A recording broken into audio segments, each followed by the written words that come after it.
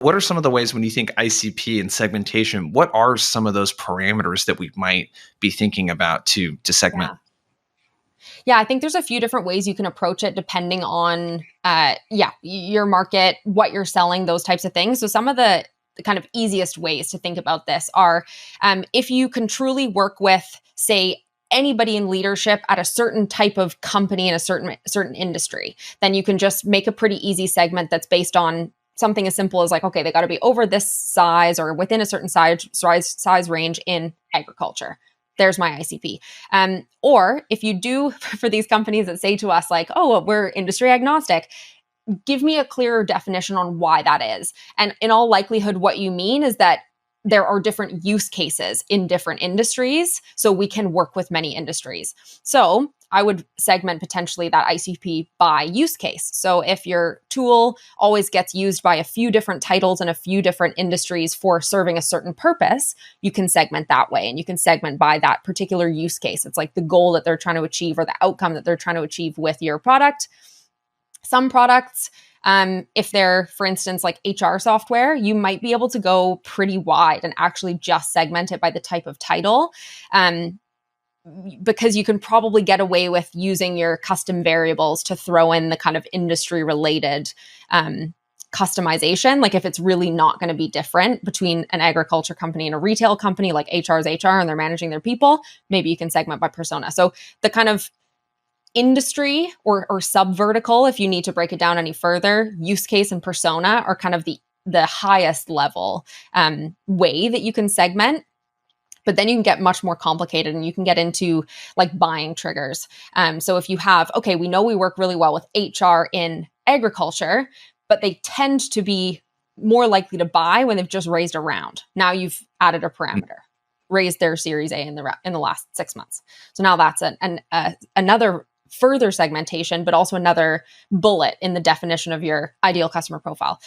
Maybe some of the things around buyer persona, like new enroll comes in and wants to shake up the way the departments run. So then you've got, again, another way to further segment. We've got agriculture companies, HR departments, raised around in 6 months, person just joined the company. And basically you're like narrowing this ICP, both by things that seem to equate to them being more likely to buy and more likely to stick around, more likely to have a conversation, but also just make it easier for you to reach out to them in a relevant way.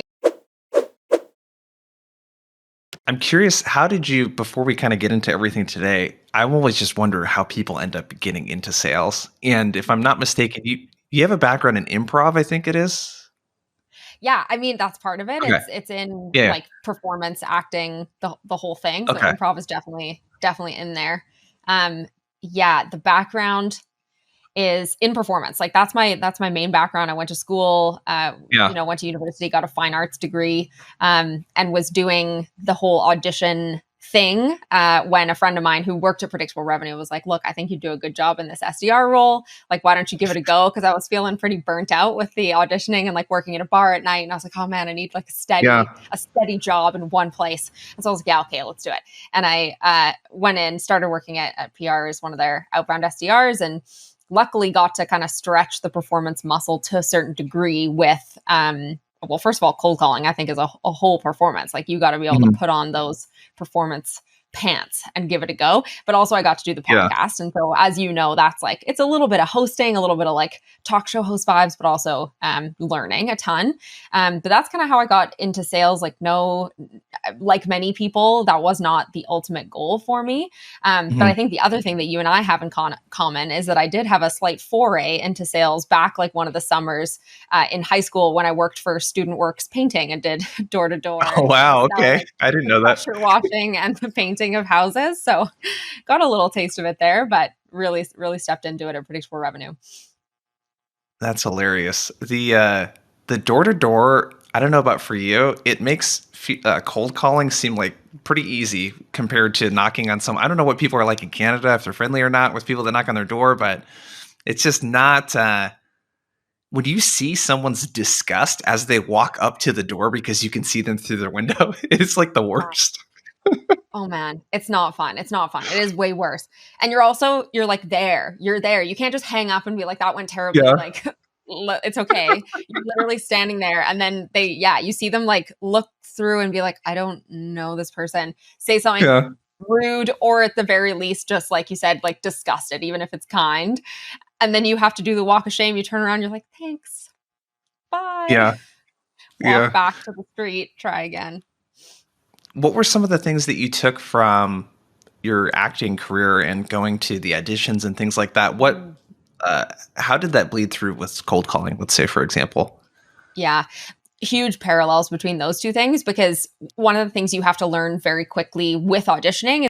I'm curious, how did you, before we kind of get into everything today, I always just wonder how people end up getting into sales. And if I'm not mistaken, you have a background in improv, I think it is. Yeah, I mean that's part of it. Okay. It's in Yeah. like performance acting, the whole thing. So Okay. improv is definitely in there. Um yeah, the background is in performance. Like that's my main background. I went to school, Yeah. went to university, got a fine arts degree, and was doing the whole audition thing when a friend of mine who worked at Predictable Revenue was like, "Look, I think you do a good job in this SDR role. Like, why don't you give it a go?" Because I was feeling pretty burnt out with the auditioning and like working at a bar at night, and I was like, "Oh man, I need like a Yeah. steady job in one place." And so I was like, "Yeah, okay, let's do it." And I went in, started working at PR as one of their outbound SDRs, and luckily got to kind of stretch the performance muscle to a certain degree with well, first of all, cold calling I think is a whole performance. Like you got to be able to Mhm. put on those performance pants and give it a go. But also I got to do the Yeah. podcast, and so as you know, that's like it's a little bit of hosting, a little bit of like talk show host vibes, but also learning a ton. But that's kind of how I got into sales. Like no, like many people, that was not the ultimate goal for me. But I Mhm. think the other thing that you and I have in common is that I did have a slight foray into sales back like one of the summers in high school when I worked for Student Works Painting and did door to door Oh, wow. Okay. selling I didn't the know that. pressure washing and the painting of houses. So got a little taste of it there, but really stepped into it at Predictable Revenue. That's hilarious. The door to door, I don't know about for you, it makes cold calling seem like pretty easy compared to knocking on some. I don't know what people are like in Canada, if they're friendly or not with people that knock on their door, but it's just not. When you see someone's disgust as they walk up to the door because you can see them through their window, it's like the worst. Oh man, it's not fun. It's not fun. It is way worse. And you're like there. You're there. You can't just hang up and be like that went terribly. Yeah. Like it's okay. You're literally standing there, and then yeah, you see them like look through and be like, I don't know this person. Say something Yeah. rude, or at the very least just like you said, like disgusted, even if it's kind. And then you have to do the walk of shame. You turn around, you're like, thanks, bye. Yeah. Walk Yeah. back to the street, try again. What were some of the things that you took from your acting career and going to the auditions and things like that? Mm. Uh, how did that bleed through with cold calling? Let's say, for example. Yeah, huge parallels between those two things because one of the things you have to learn very quickly with auditioning is not to get knocked down by rejection. You're not stepping into every audition and getting every single role. So you're going to have to learn how to kind of be okay with it. And I would argue, similar to the door to door thing, it's actually way more painful to get rejected by four people to your face that you step into the room and they're like, you're just not for us. We don't love your Yeah. look, or we didn't really like the way you did that. It's way more personal when it's about you Yeah. and they don't want you. And then same thing, you turn around and you do the little walk of shame out the room and you say, good luck with the rest of your auditions. So that built a really thick skin for me to be able to cold call. Yeah. Because first of all, it's got nothing to do with me. It's my product. Oof, that's a Mhm. relief. That's already a degree of separation that I can have there with cold calling. Yeah. But then it's also the ability to just like get back on the horse and do it again. Whereas with an audition, you're like sitting there racking your brain for the next like 48 hours, being like, where did I go wrong? Could I have done it again? Whereas on cold calling, back on the horse, next call, there's someone else that's ready to have that conversation. So huge parallels there for sure. It's so personal, I would imagine, getting shut down in an audition. I couldn't imagine like doing what we do now. I couldn't imagine part of the requirements being like how you look. You know what I mean? But I, it would 100%. be That's so like, true. and I You get know that what it's though? probably different. I like what you said about your company, but I just have to say, like, I don't really like your face. And so therefore you just don't look right for me. Doesn't Yeah, work. it's That's a little harsh. It's a little brutal. So you did really well, obviously, as an SDR with predictable revenue. You've had a couple other roles. How did you get into, and maybe just share a little bit more about what you're doing now? But how did you get to the point Yeah. that you are now, and how are you working with clients now? Yeah, absolutely. I always credit a huge part of it to the podcast, and you'll know this from doing it Mhm. yourself. It's like this ability to tap into experts and they actually want to talk to you about stuff. Like if we tried to cold call these experts and be like, look, give us your tips, give us your tricks, there's no way they'd Yeah, be interested. But they get on the podcast and they just bare their souls. And so that was amazing. I feel like I accelerated my learnings by being able to speak to these experts, pick their brains, and then go and apply that in my own prospecting, managing teams. So huge part of why I'm able to do what I'm doing is the podcast. And then I from the SDR role, I moved into an SDR management role and a predictable revenue. We build SDR teams, sales development teams for our clients. So when I was an SDR manager, I wasn't just an SDR manager of a team prospecting, one ICP, one product, one service. I was basically an SDR manager for like 8, 9 companies at once. So that again was like a massive accelerator of learnings. I feel like I would have had to have done 8 years of different jobs to get that yeah, experience, but was able to really fast track that. And then after a few years of working with predictable revenue, I started to work with our coaching and consulting department, where I help companies who want to build that in-house go from 0 to 1, 1 to 10 on the whole sales development motion. And so that's what I'm doing today. And I'm also now the director of that department, so helping all of our coaches do the best they can do. But in terms of what we do with clients, it's like really starting all the way back with the very foundations, the very strategy, like why you've decided to even do outbound in the first place and who you think you're going to do it to and why you think it's going to be successful. Going from there, building out the tactics, building out the playbook, getting it repeatable, getting it scalable, and making sure that it is a profitable engine. yeah. You mentioned something I so relate with that I don't think people understand that aren't in our line of work that they completely take for granted is you having to manage a team of 8 or 9 people that are selling different or prospecting for different things is what it helps. I don't know if you found this, but what it's working with different companies has helped me develop actual frameworks because Yeah. unless you've applied a process with different contexts, with a different product, with a different market, you don't really know if that framework is going to work. You Yeah. know what I mean? It just works for Or it your might just company. be Did you? exactly. It might just be your Yeah, own thing. Yeah. yeah. How did that help with your? You mentioned your learning curve. What were some of the things that you picked up? In your first couple months or 6 months Yeah. doing something like that, where you're like, okay, I have to like be able to teach people that are selling different things, talking to different people.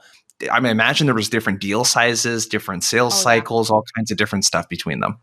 hmm I think some of the kind of starkest things that I had to pick up really quickly was a really clear call framework. Like if we're tasked with building a call script for these SDRs prospecting for these different companies, different products and services, we needed a way to be able to compare them.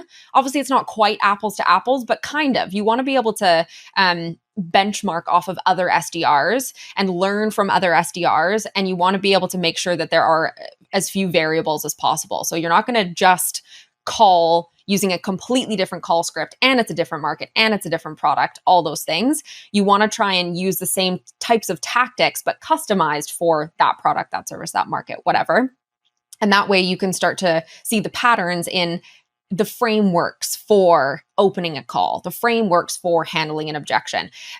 So the sort of style or the approach that we take, even though we're customizing obviously the words or what we're offering or whatever. So a huge part of it was absolutely the calls, especially since as many of you guys will know, and many of you will be doing, you love to do kind of like a call, a stand up or something where you listen to calls, listen to each other's calls, give some feedback, or maybe you're all doing role plays. But imagine you're all selling different things. Those role plays are not going to be that effective if there's nothing similar about them at all, or you're not going to be able to give Yeah. any feedback on a call if it's just a completely different call start to finish. But if we're practicing the approaches, not only can we see the patterns and kind of coach people all at once, but you can learn from each other and hop to a new product very quickly. Like an SDR that goes from prospecting on behalf of one of our clients and moves on to another client can then apply those learnings as opposed to be starting from absolute ground zero. Yeah.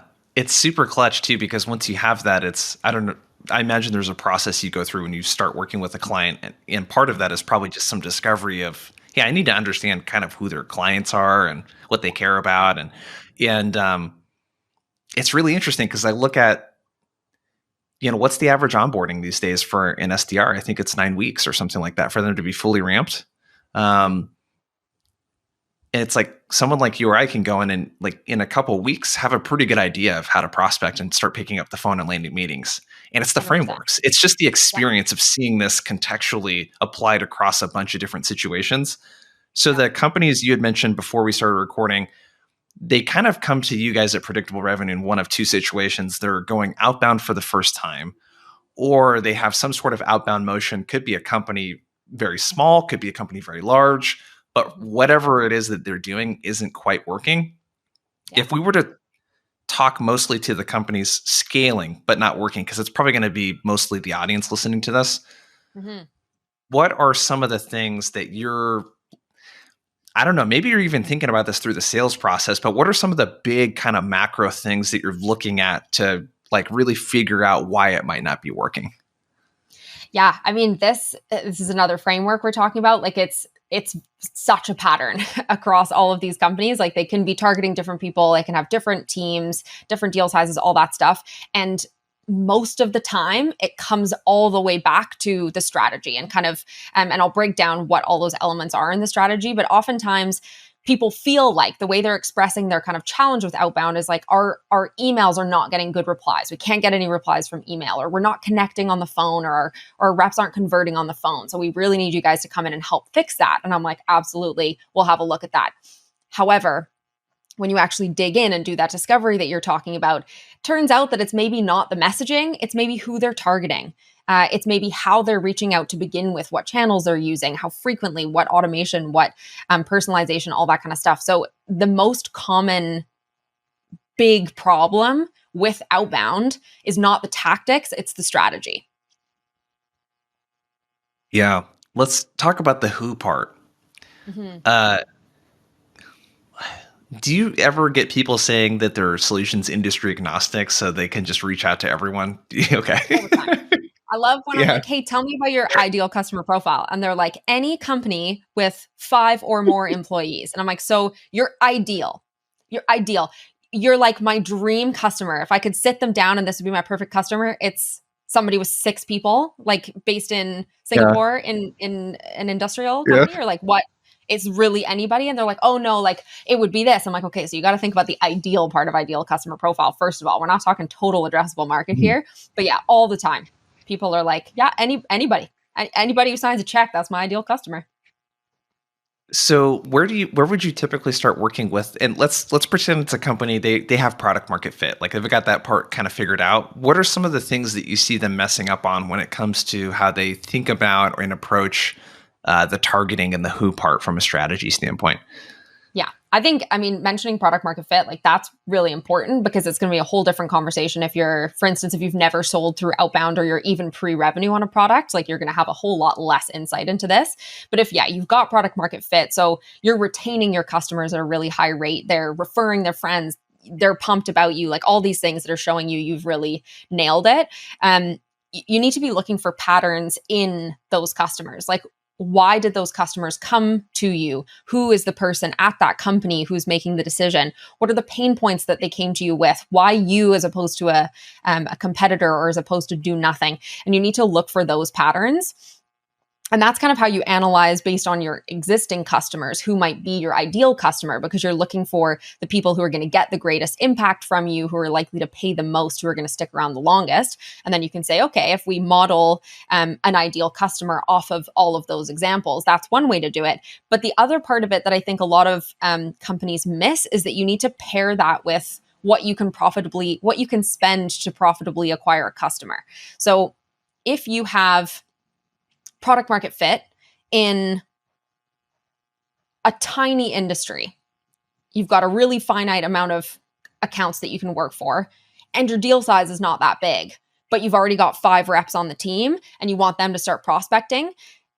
You gotta go back on that and have a look and say, okay, what I can spend to profitably acquire a customer is a function of the average deal size, like what revenue is actually going to be brought in by these customers, and then what I'm going to spend to go out and get these customers. We know outbound is more expensive now than ever. The tools are expensive, people are expensive. They can command higher salaries, and it takes more time to book each meeting, which means it's more expensive to get each meeting. If you've got to go personalized, if you've got to sort of go slow and steady, it's costing more money.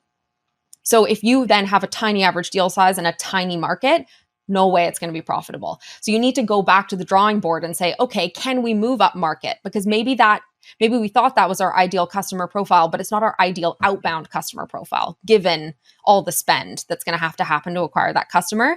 So you're sort of having to combine a few things to understand what the right sales development approach is, considering who can we target, who cares about us enough that they're actually even going to respond via outbound, then what revenue can we get from them? And then how can we make sure that we acquire that revenue profitably? It's sort of a marriage of those two ideas that I think is the biggest miss that most companies have.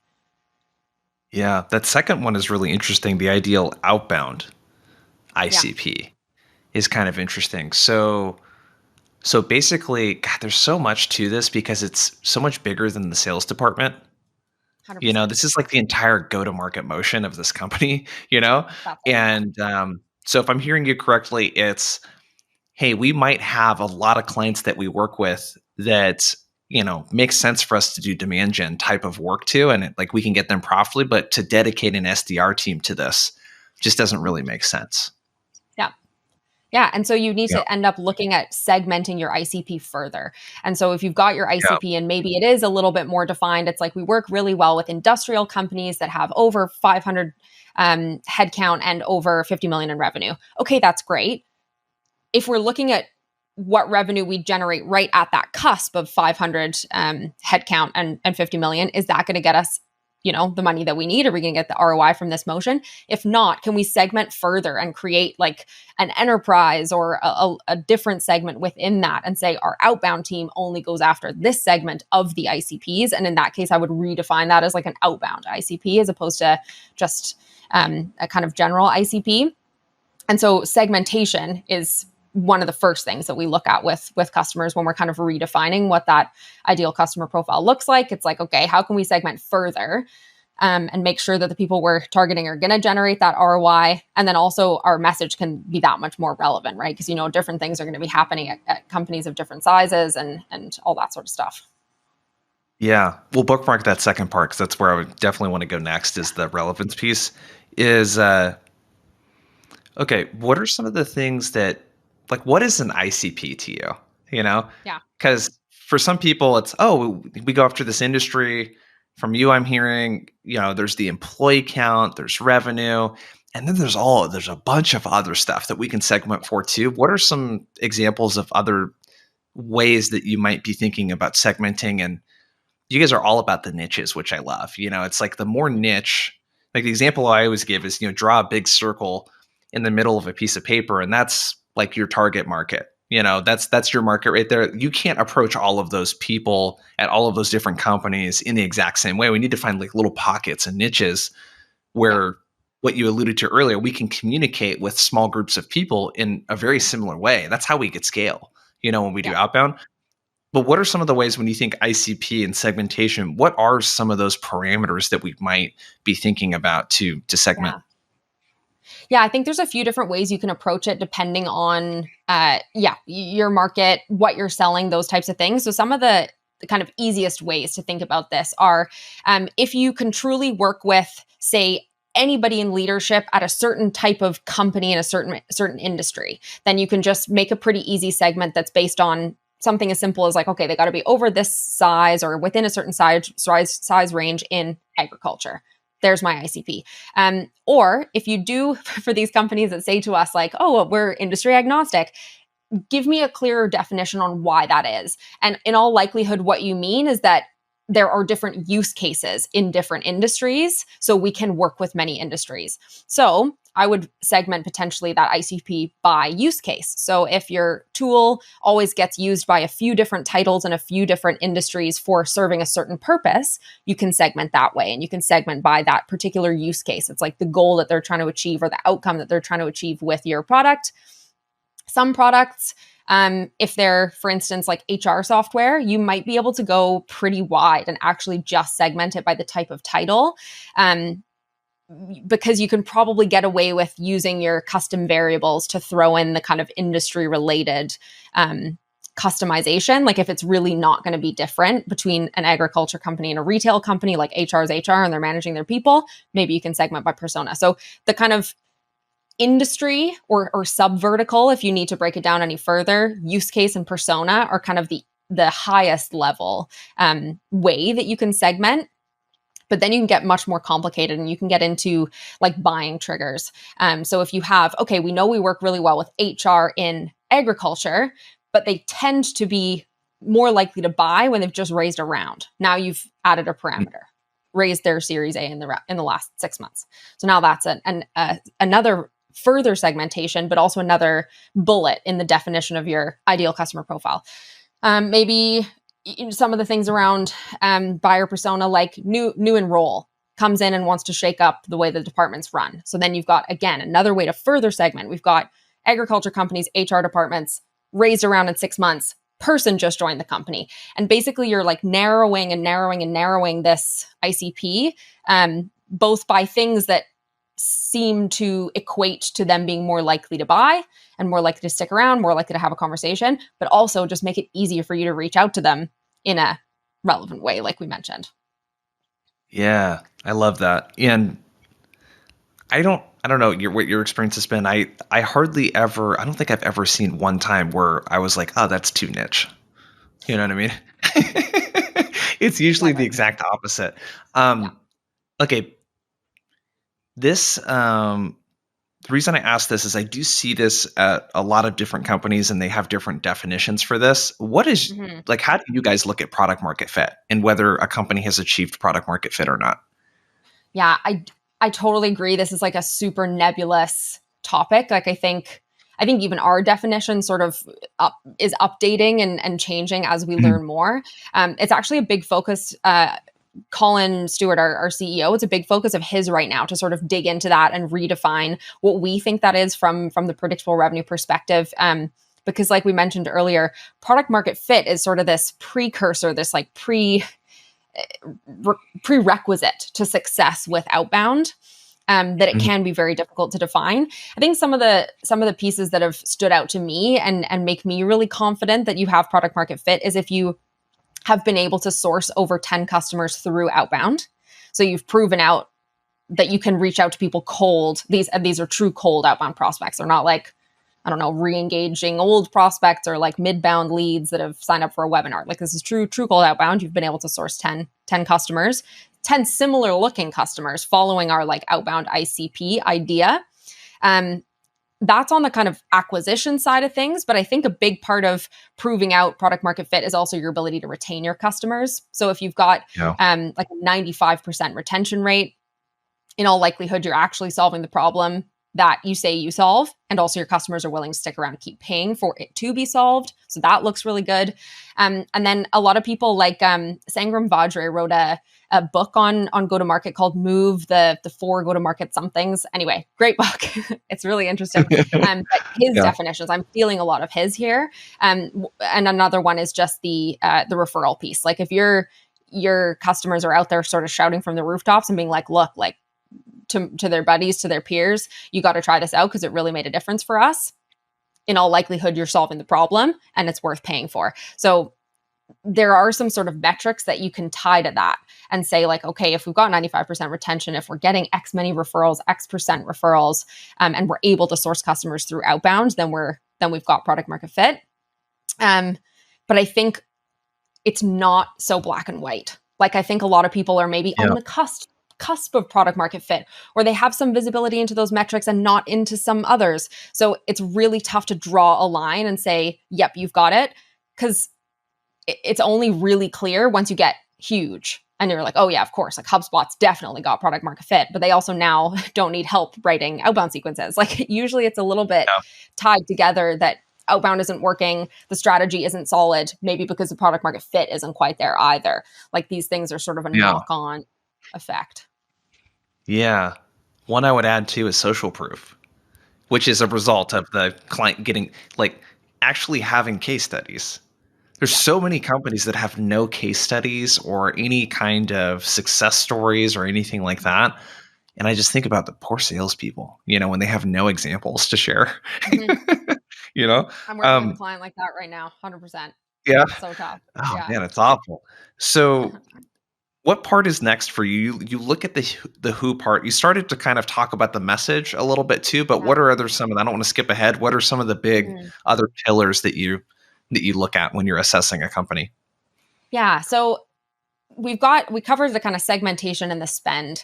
The other part, once you've sort of looked at that segmentation, is understanding how you're positioned in that segment. So I think we often like to do a kind of broad brushstrokes understanding of where we exist in kind of the overall market, like the huge existing total addressable market, whatever. But you need to understand within each of those segments how you're positioned, because there might be a competitor that markets really well to one segment of your that you've defined as a potential segment to go after. And so you're actually going to have stiffer competition there than you might be in some other segments. And so it kind of goes back to those ideas of like the red ocean, blue ocean strategy, like that whole thing where you have to understand, Mhm. are you entering a market that is full of people who do what you do? If so, how do you actually differentiate in a tangible, measurable, quantifiable way, so that you can come in and make an argument as to why somebody would choose you over someone else? Are you going to a market where there's no competition, which could be great because there's no competition, or it could mean maybe that whole industry is like they're traditionally like laggards. They don't like to adopt new technology. Maybe that's why there's not a whole lot of adoption going on there, in which case that's going to inform the strategy as well. So positioning being this other piece that sits on top of the spend and the segmentation. Who are you in the context of this market?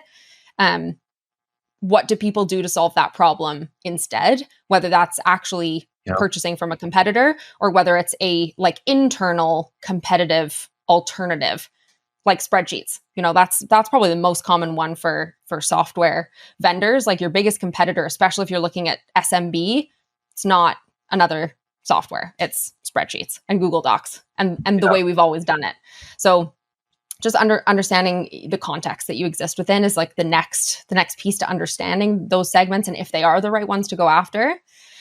um, and then beyond that, it's the sales development style. So sales development style is a function of all the things that have come before it. And when we talk about sales development style, it's like the actual approach you should be taking to try to book a meeting. So for instance, probably the most common motion right now for SDRs is the personalization at scale. So we try to segment lists down to some degree so that we can try to reach out to use like one to many messaging, but make it feel like one to one. Maybe there's a little bit of personalization in an initial email. That's probably the most common motion right now. We call it the personalization at scale kind of motion. That's great in a certain context. Mhm. Um, so if you've got, again, looking at your segments, so how big is my market that I have to go after? Looking at your spend, how much can I spend? That might make sense. But if you've got a tiny average deal size and a massive market and you have massive revenue goals, you might want to go just pure automation and just crank it up. Not that I would ever suggest that. I don't think that's the best approach, but it might be the only approach given all the other things. If you can't actually justify paying for outbound or doing the spend on outbound at all, like specializing those people, you might want to look at full cycle reps. You might want to look at literally just letting inbound take care of it if you can't prove out that this is an outbound ideal customer profile. So that's kind of working backwards into less outbound territory and less customization territory. But on the flip side, you might need to use more touches, more personalization, more channels to acquire a customer. Might be a longer sales cycle, harder to break into those accounts, harder to get in touch with people, large buying committees. So you need to be looking at a more account based or more manual sales development style. So you need to choose the right style that suits the spend, suits the segmentation, suits the positioning. Yeah. And then from there, it's the team structure. Like, given your style, who do you need to have in the seat? Yeah. There's so much to explore there just in the what motion is right for you. Yeah. Um, this is it's really funny because the It doesn't really seem like, I'm just trying to think of specific examples that very many companies actually sit down and think about. Mm. If I were to think about this as a math equation and look at an SDR team and look at the cost of that and then try to like portion that cost out, the ROI that I need to get on that cost, like on a per hour basis to help like come up with a loose structure of, Mhm. answering questions like, how long should I take to research? Yeah. How many people at a company should I reach out to? Like there's kind of an equation that will give you a rough idea of what that is, but I'm curious, how do you guys think about that? I mean, is it average deal size? Is that kind of where you start and that kind of dictates everything? And then if so, how do you think about the amount of effort? I guess, it's such a Mm. hard thing, I think, for a lot of companies to do. Yeah, I think the average deal size is a pretty nice place to start. It's definitely going to be directionally correct, but I think Mm. there's other layers to be added in there. Um, Basically, we have a whole spreadsheet that we've created that actually factors in a whole bunch of this stuff.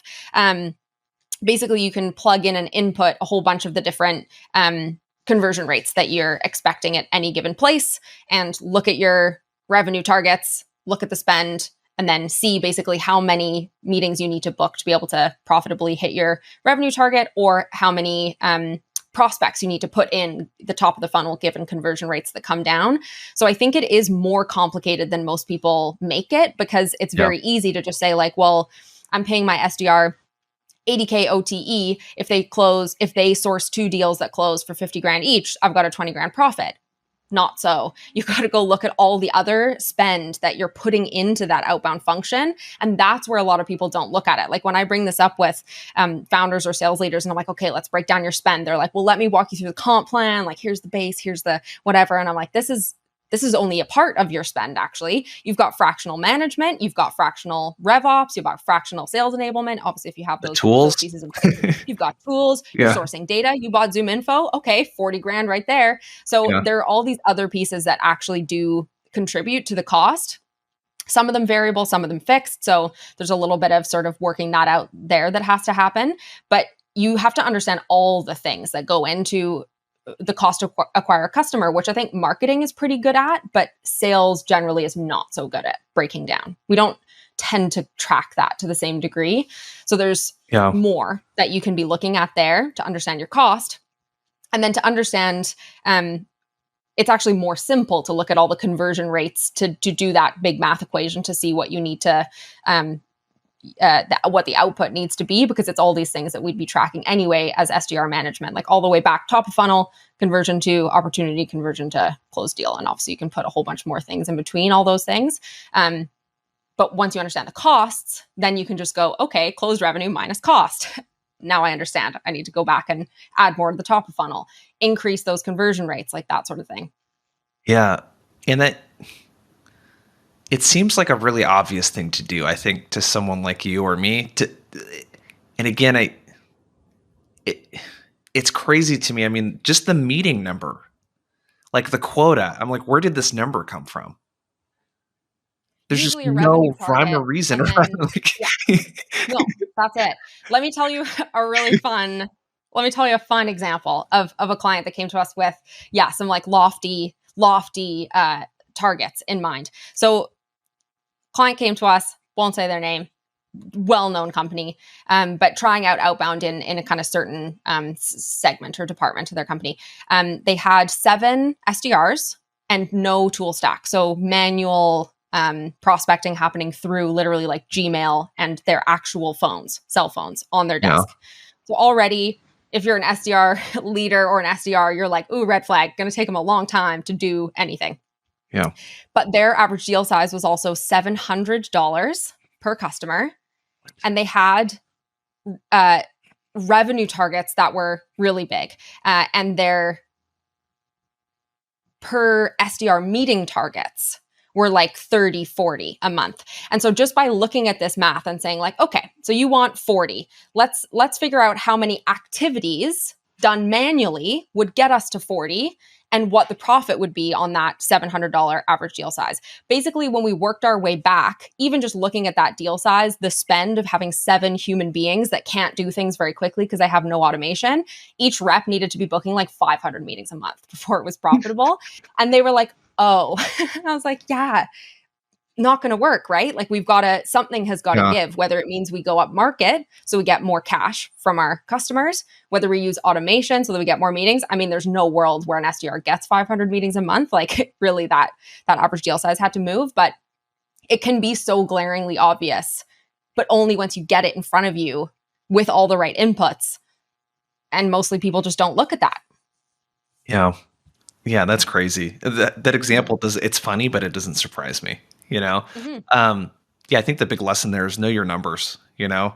Um, okay, I wanted to ask you, because you talked about positioning, love the stuff on that. You sort of segued into sales development style. Mm-hmm. You mentioned the personalization at scale. Are there other sales development styles that you see working or you recommend to clients or anything like that? Yeah, I think probably the most common place that we end up having customers sit in terms of that sales development style is sort of between personalization and account based. Like that, Mhm. on the whole, that is what is the most effective approach these days. Prospects are smarter. They can see if it's an automated email. So you're always going to get less responses from an automated email. So obviously you want to incorporate a little bit more personalization, and then sort of how much personalization or how long we take to research will vary depending on the spend and obviously the profitability and how much time you can spend, how many meetings you need to book, all that kind of stuff. But one thing that has surprised me in coaching and consulting for these customers over the last little while is that there are so many examples of companies that just shouldn't specialize the SDR and the AE. And I know that that's like blasphemous. I'm working with predictable revenue. Predictable revenue is all about the segmentation of the specialization, but only when it makes sense as a function of all those things that I've already talked about. And that's a big miss. Like I think we can all get swept up in the frenzy of like, this is the thing that works. I'm going to implement this at my company because it's cutting edge. It's the most effective thing right now. It's just not always. It's just not always true. And because hiring that SDR, you're going to have to pay them a competitive rate. You're going to have to give them a good OTE. You're going to have to equip them with all these tools. They're expensive. So there are plenty of cases where you actually should have your AE doing full cycle sales. Maybe you split it up like your junior reps are doing full cycle on your kind of small or SMB commercial, and then maybe you specialize for enterprise. But if all your average deal sizes are kind of on the smaller side and the math doesn't make sense on the SDR, that's fine. Like it's totally fine to have an AE that or a full cycle sales rep. Like I think the pendulum has swung so far into the specialization realm that we really kind of hate on the full cycle thing, but it totally makes sense sometimes to do the full cycle thing. I think reps should be expected to do their own outbound anyways, honestly. I mean, a You know? percentage of it, absolutely. Like even Yeah, if we're doing specialization, we always say like 20-25% self-source, exactly. absolutely. But in some Yeah, cases it's like no self-source at all. Like there is yeah. not the ROI is not there if we hire somebody to do this for Mhm. you. Yeah. So when you think about the sustainability of these outbound programs, one of the things that comes to mind for me is there's the math part of it that makes a lot of logical sense. And then there's the execution of, you know, is it sustainable to have people that all they do is prospect? And like most of the companies that I see pulling this off, they keep an SDR for 8 to 12 months and then they cycle them out. It reminds me of the stuff I was doing with the painting company. That company, I worked with them for 7 years. 4 of those were as a sales manager, Mhm. 3 of them, excuse me. And the thing that was so frustrating is every year you hire a new batch of college students, Yeah.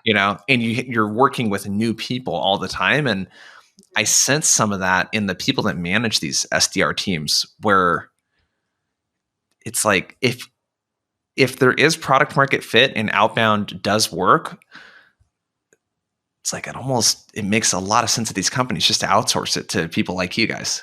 You know what I mean? Where I don't know, what do you see in companies? How sustainable is is it? What a lot of Yeah. these companies are doing. That's the thing I always think about. I'm like, oh, if I was a sales development manager, that's a tough job, you know? It is. It absolutely is. And I think it is a high turnover role. There's no doubt about that. But I think there's also kind of a range of how quickly people turn over depending on what that role looks like and how much opportunity they have in that role.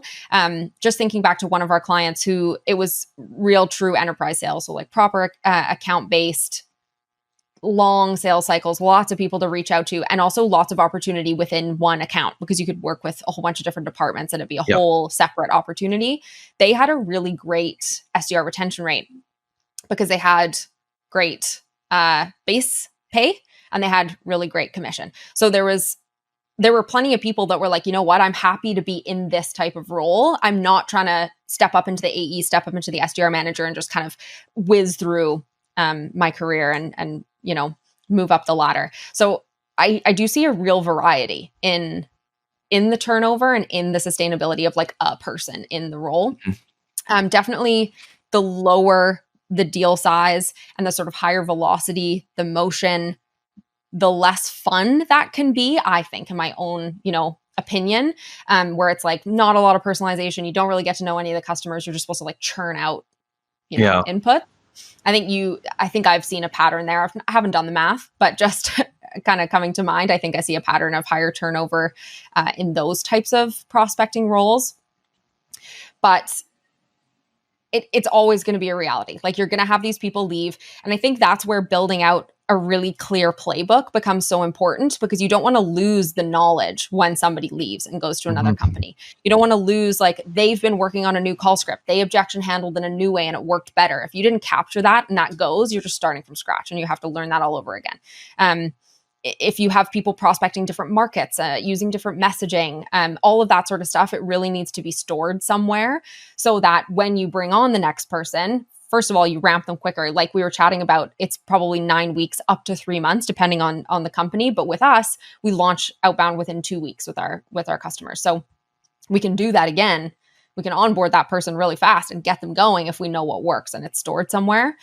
And there's sort of less risk to the turnover of reps if you've got a great system, great frameworks, great playbook. It lives somewhere. Someone's tasked with keeping it up to date. All that stuff. Yeah. I think that's like one of the biggest challenges is keeping people motivated, you know? Mm. But with that being said, I mean, a lot of that is just are people able to get good results or not? Because if they're getting good results and you feel good about the job you're doing and you're making good money, retention seems to be pretty high, at those companies. Mhm. And just like the vibe. I don't know. I've Yeah, trained companies before. I'm like, feels fuck, better. dude, this is just so bad. It's just like everyone's like really So grumpy all depressing. the time. Yeah. Like, shit, dude. Totally. I also think there's kind of a perspective piece in there. Just an example, when I first started with Outbound, my quota was 10 meetings a month. And with I qualified, like attended meetings on the AE side.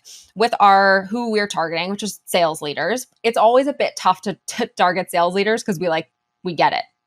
You're Yeah. not going to like hoodwink a sales leader, especially when you're trying to sell them. For instance, like, hello, you're not hitting your goal that you're paid to hit. Would you like someone else to hit it for you? Like, not, it doesn't feel good. So it was a bit of a grind to try and book through Outbound.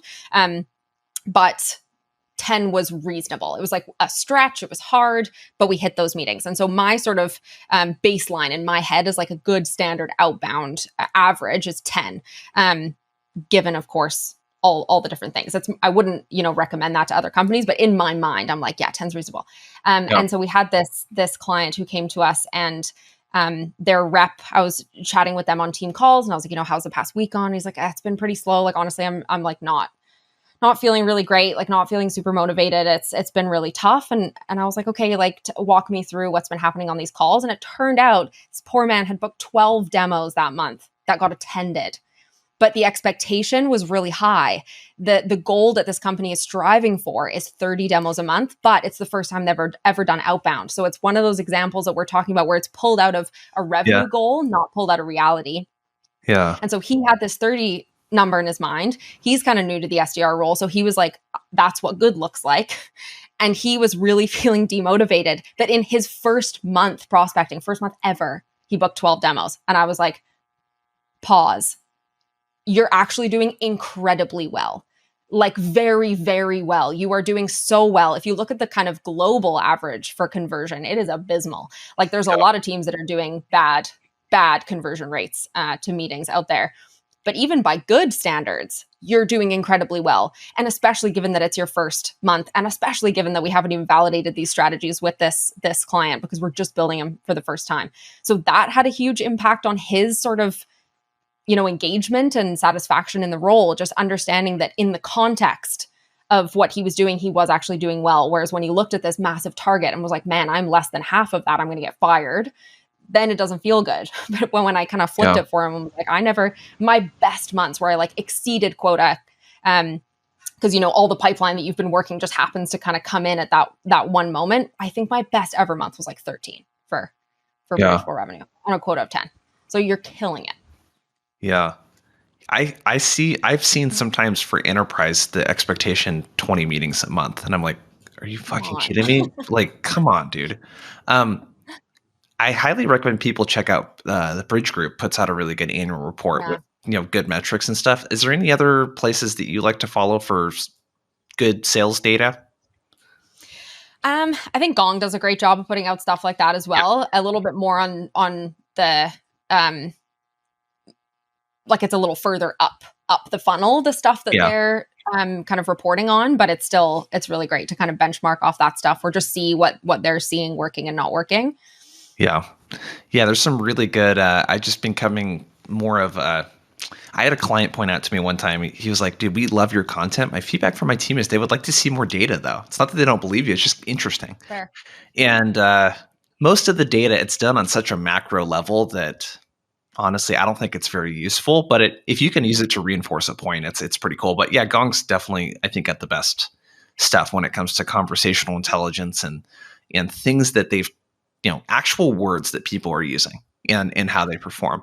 And most of it is backing up common sense sales advice. That's what I love about.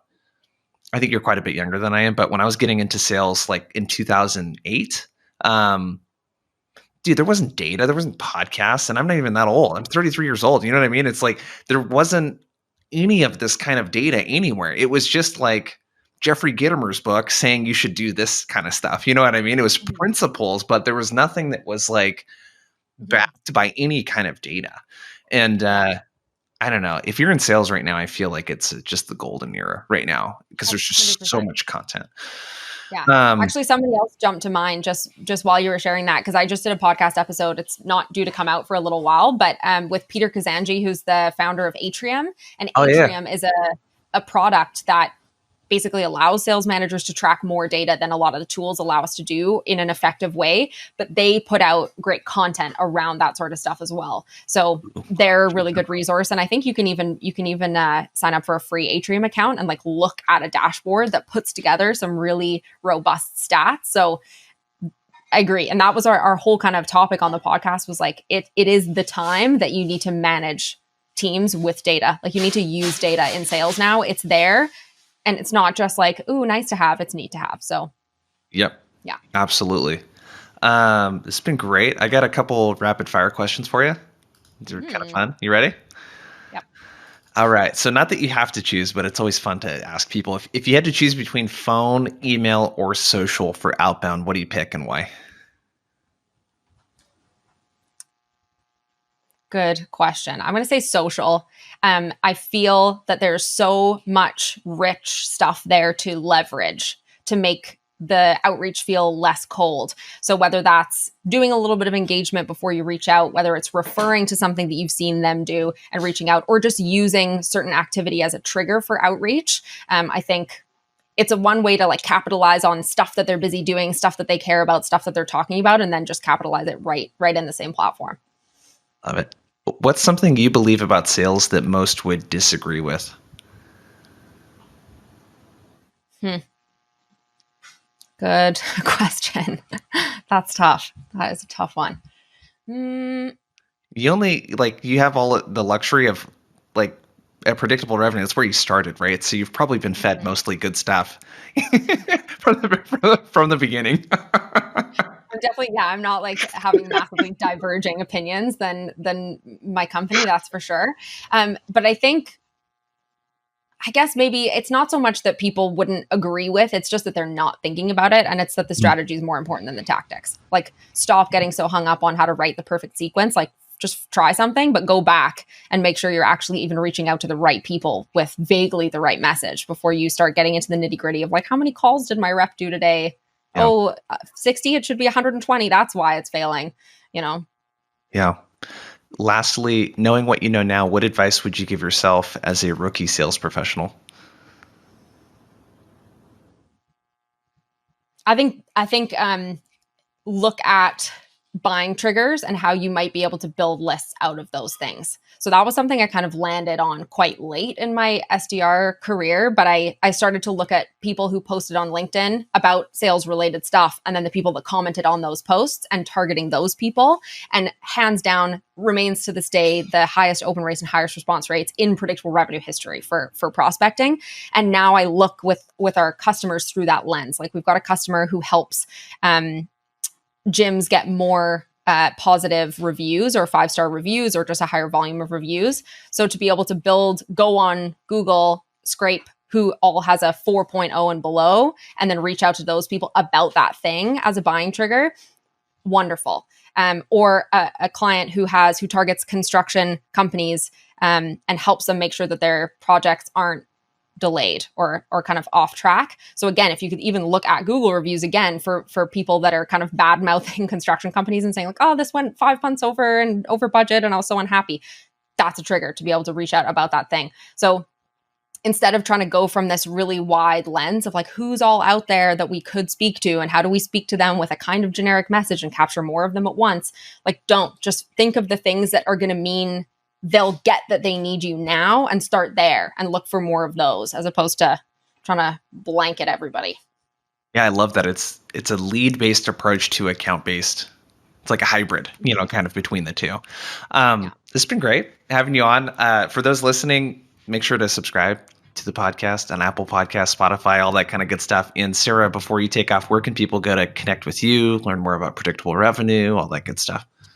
Yeah. So definitely connect with me on LinkedIn, always sharing lots of stuff. I've got the Predictable Revenue podcast as well. I'm the host over there. I've had Jason on there, so you can see him on our podcast as well. But feel free to shoot me a connection request on LinkedIn. And we've also got tons of great resources. If you look at our content on predictablerevenue.com, we got the blog, we got the podcast. And if it's the blog page especially has a great little keyword search function. So if you're like, ooh, I'd really like to know how to objection handle better, you can just pop in objection handle and great content will pop up.